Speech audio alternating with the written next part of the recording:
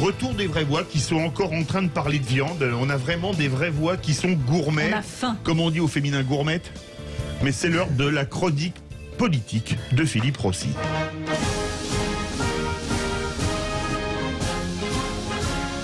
Bonsoir Philippe Bonsoir Rossi. à vous. Et Jean-Luc Mélenchon est victime d'un lapsus qui se retourne contre lui. Oui, le chef d'orchestre de la NUPES, c'était l'invité hier du journal de 20h de France 2. Bonsoir Jean-Luc Mélenchon. La République, c'est moi. Voilà, ça lui collera toujours à la peau. Bref, voilà ce qu'a déclaré hier Jean-Luc Mélenchon. Par conséquent, s'il y a des fachos qui ne sont pas trop fâchés, mieux vaut qu'ils votent pour nous que de rester à la maison ou de voter pour elle, ça ne sert à rien. Voilà, alors, elle, c'est Marine Le Pen, hein, on l'aura tous compris. Quant à l'expression des fachos pas fâchés, eh bien, elle a fait le tour des réseaux sociaux, fait réagir la majorité, notamment Christophe Castaner, qui s'exprime beaucoup en ce moment, qui voit la preuve d'un rapprochement assumé avec l'extrême droite. Facho mais pas fâché, ça également fait réagir l'ancienne ministre de la Culture, Roselyne Bachelot. Voilà ce qu'elle a déclaré. Après avoir sommé tout le monde de combattre le Rassemblement national, lui-même se donne le droit d'en appeler aux électeurs du RN en les traitant de fachos. Alors, tout le monde s'est offusqué, à juste titre d'ailleurs, sauf que c'était un lapsus. Bah oui, Jean-Luc Mélenchon s'en est expliqué sur Twitter. J'en appelais évidemment aux fâchés, pas fachos et non l'inverse.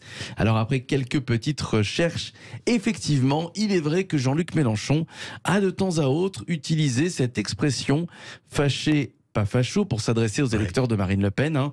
Des électeurs qui, selon Mélenchon, ne sont pas d'accord avec les thèses d'extrême droite, mais qui expriment une colère en votant pour Marine Le Pen. Voilà encore une polémique sur les réseaux sociaux. Il y en a une par jour. Compliqué, hein, Philippe Bilger, de s'expliquer. Finalement, j'ai calculé là, depuis un mois, chaque jour, un politique s'explique sur une éventuelle polémique qui le concerne. Mais c'est fatigant. Le danger de parler, même quand on a du talent, c'est que forcément, on suscite presque inévitablement la controverse, puisqu'en réalité, on se demande si certains ne sont pas prêts à mettre en cause et à critiquer le simple fait de penser et de s'exprimer.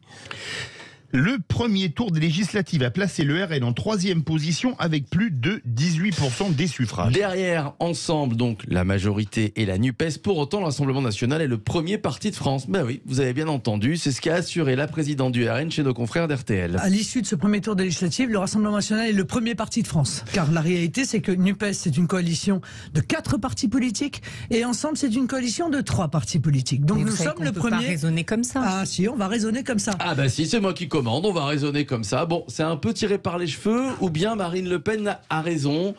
Dans les faits, quand on fait son calcul, elle a pas tort, Adrienne Bretons. Finalement, quand on se réunit, on fait plus d'électeurs que... Oui, c'est sûr, mais finalement, ce qui est un peu marquant quand même dans les résultats des législatives, c'est que le parti qui est en plus forte progression, c'est en fait le Rassemblement national, et que c'est invisibilisé par le fait que NUPES est passé devant la majorité présidentielle. Et NUPES est passé devant la majorité présidentielle en se rassemblant, mais quand on fait la somme des voix au présidentiel, le potentiel, disons, à gauche était plutôt de 29%. Donc NUPES fait un bon score de 25%, mais qui finalement n'est pas la maximisation des voix à gauche.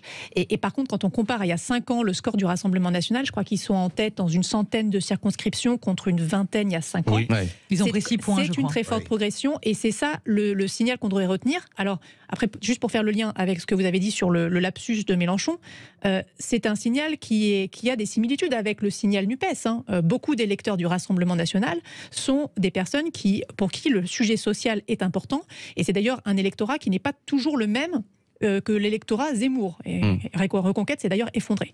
Et l'électorat Rassemblement national, c'est effectivement un électorat qui est très à droite sur les sujets d'immigration, etc., mais qui peut être très à gauche sur les sujets sociaux. Et on peut comprendre le clin d'œil que Mélenchon essaye d'envoyer à cet électorat. Et surtout en votant contre Macron. Oui, mais aussi parce que Macron a incarné ces dernières années, avec la parenthèse quoi qu'il en coûte, plutôt une vision libérale et élitiste de la politique. Et assez injuste auprès de certains Français. En tout cas, l'élément de langage est le suivant. Hein. Le RN est le premier parti de France et il faut s'en féliciter. Hein. Voilà. Le Rassemblement national aura un groupe important. C'est ce que prévoit Marine Le Pen. Selon les projections des instituts de sondage, entre 20 et 45 sièges, de quoi former un groupe, donc, puisque le minimum c'est 15. Et pendant que Marine Le Pen proclame le RN premier parti de France, Emmanuel Macron, lui, a lancé un appel aux Français depuis l'aéroport d'Orly aujourd'hui, où le chef de l'État s'envolait pour la Roumanie et la Moldavie. On l'écoute. Lors du premier tour, vous avez placé en tête la majorité présidentielle et je vous en remercie chaleureusement. Mais vous avez été plus nombreux encore à faire part de vos doutes, vos angoisses, vos peurs, soit en vous abstenant, soit en choisissant d'autres candidats. J'entends les inquiétudes et je respecte chaque voix, chaque sensibilité. Mais parce qu'il en va de l'intérêt supérieur de la nation, je veux aujourd'hui vous convaincre de donner dimanche une majorité solide au pays. Voilà, l'appel du 14 juin donc du chef de l'État. Il aurait pu faire ça à l'intérieur de l'aéroport, on aurait moins mal aux oreilles. Mais bon, nous sommes à l'heure des choix. Les grands choix ne se font jamais par l'abstention. Voilà ce qu'a dit Emmanuel Macron. Caroline Pilas en 30 secondes, qui, bon, on sent que... Il y a beaucoup de fébrilité, du côté de la majorité, puisqu'ils sont en coude à coude avec la NUPES. Et pour gouverner, un bon jour par la suite. Non mais il aurait fait son appel pendant le vol depuis l'avion, on aurait dit que son appel volait haut. Oui. Oh, et si ça avait été le 18 juin, alors Il n'a là, jamais manqué d'élévation. Merci beaucoup Philippe Rossi. Les vraies voix, 17h57. À 18h30, notre grand débat. Le Front républicain contre le RN signifie-t-il encore quelque chose? On se retrouve tout de suite pour le journal.